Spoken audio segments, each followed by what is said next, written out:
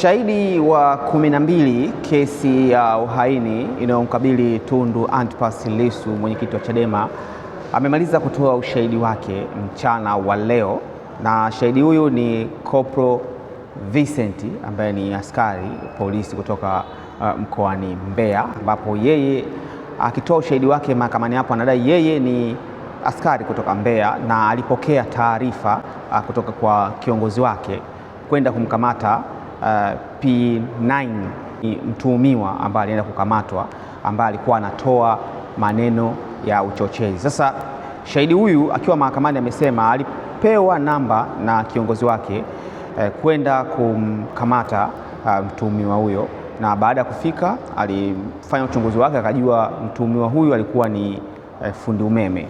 Akampigia simu kumweleza kwamba ana tatizo la umeme, anahitaji asaidiwe. Baada ya hapo yule mtuhumiwa alifika mpaka eneo la tukio, na huyu askari akajitambulisha na mtuhumiwa akaamua kutii amri na kwenda naye kituo cha polisi kwa ajili ya kuchukuliwa maelezo na vitu vingine. Na hiyo ilikuwa ni tarehe 5 mwezi wa 4 mwaka 2025, na kikubwa zaidi ilikuwa ni maneno ya uchochezi ambayo amekuwa akiyatoa kuhusiana na masuala ya kuzuia uchaguzi, ndio kitu ambacho walimkamatia.